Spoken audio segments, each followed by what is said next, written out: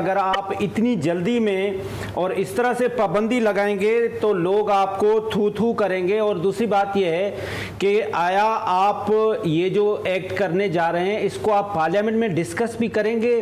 جو آپ کے اپنے الائز ہیں، خاص طور پہ پاکستان پیپلز پارٹی ہے، آپ ان سے بھی اس پہ مشاورت کریں گے؟ اور اتنا جلدی میں جو وفاقی وزیر اطلاعات نے اناؤنس کیا اس کی کیا ایسی ضرورت تھی؟ اچھا، تھینک یو ویری مچ. دیکھیں کہ پاکستان پیپلز پارٹی پارلیمنٹیرین ہمارے اتحادی ہیں، ان کے ساتھ کس طرح ڈسکس کرنا ہے، کس طرح ان کو آن بورڈ لینا ہے، یہ ہمارا مسئلہ ہے. یہ فردوس شمیم نقوی صاحب کا بالکل نہیں. ٹھیک. جہاں تک بات یہ کر رہے ہیں نا کہ ہم پہ تھوتو ہوگی، تو بات یہ ہے کہ ہم پہ تھوتو سے پہلے تو ان لوگوں پہ تھوتو ہوگی جنہوں نے 9 مئی کے واقعات کیے، جنہوں نے شہداء کے نشانیوں کو جلا کے راکھ کر دیا تھا، جنہوں نے جناح ہاؤس کو آگ لگا دی تھی، جنہوں نے زیارت ریزیڈنسی کو آگ لگا دی تھی، جنہوں نے جی ایچ کیو کے دروازوں پر گیٹوں پر حملے کیے تھے، جنہوں نے ریڈیو پاکستان کو جلایا، جنہوں نے چاغی کے نشانات کو آگ لگا دی تھی اور ریڈیو پاکستان کے دروازے اور کور کمانڈر ہاؤس کے مور اور وہاں سے پنکھے اٹھا کے بغل میں چھپا کے گھر لے جا رہے تھے. تھوتو ان لوگوں پر ہوگی جنہوں نے آئی ایم ایف کو خط لکھا، پاکستان ٹوٹنے کی آوازیں لگاتے ہیں. تھوتو ان لوگوں پر ہوگی جنہوں نے اسرائیل سے پیسے لیے، جنہوں نے انڈیا سے فنڈنگ لی اور پاکستان کے خلاف سازشیں کرتے ہیں.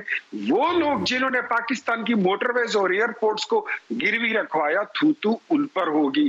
تھوتو ان لوگوں پر ہوگی جو یہ کہتے ہوتے تھے حکومت سے نکلنے کے بعد کہ پاکستان اب 3 ٹکڑے ہوگا. تھوتو ان پر ہوگی جب ان کا ڈپٹی اسپیکر غیر آئینی رولنگ دیتا ہے، ان کا وزیر اعظم غیر آئینی طریقے سے قومی اسمبلی توڑتا ہے. تو اگر آپ اتنی ملک دشمن سرگرمیوں میں ملوث ہو تو مجھے یہ بتائیے کہ بی ایل اے کا قصور کیا ہے کہ ان کو پھر کالعدم قرار دیا جاتا ہے اور آپ اسی طرح آزاد پھر رہے ہیں؟ پھر ایسی آپ میں اور کسی ملیشیا میں فرق کیا ہے؟ آپ میں اور کسی عسکریت پسند تنظیم میں فرق کیا رہ جاتا ہے جب آپ ٹیررسٹ کو یہ کہتے ہیں کہ آپ آ جائیے، ہم آپ کو پاکستان میں دفتر بنا کر دیتے ہیں؟ وہ لوگ جو پاکستان توڑنے اور ٹوٹنے کی باتیں کرتے ہیں، وہ لوگ جو پاکستان کے خلاف آئی ایم ایف کو لیٹرز لکھتے ہیں، وہاں پر ان کے دفتر کے سامنے کھڑے ہو کر احتجاج کرتے ہیں، اور ان کو خوب یہ پتا تھا کہ پاکستان کو یہ ڈیفالٹ کی نہج پر چھوڑ کر آئے ہیں، بلکہ ان کو دھکے دے کر نکالا گیا تھا. آج یہ جمہوریت کے چیمپئن بنتے ہیں، یہ فارم 47 کی رٹ لگاتے ہیں. میں ان سے پوچھتا ہوں، آپ خود کون سے گملے میں نکلے ہو؟ کیا 2018 کے الیکشن کے انتخابات آپ بھول گئے؟ اس کے نتائج آپ بھول گئے ہیں؟ فیض حمید کو آپ بھول گئے ہیں؟ آپ جنرل باجوہ کو بھول گئے؟ آپ ثاقب نثار کو بھول گئے؟ جنرل پاشا کو بھول گئے؟ سلیکٹڈ کے خطابات جو آپ کو ملے تھے، کیا آپ اس کو بھول چکے ہیں؟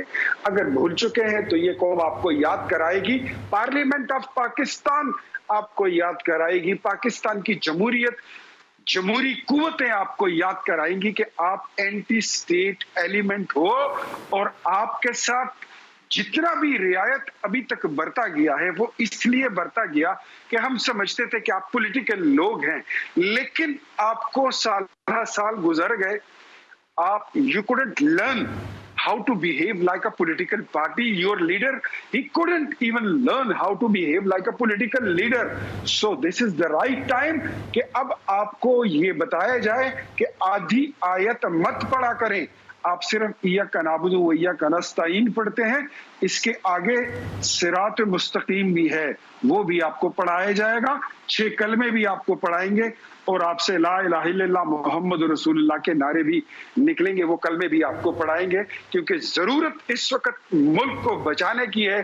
اور پاکستان کا وجود آپ کی جماعت اور آپ کی پالیسی سے پاکستان کے وجود کو خطرہ ہے.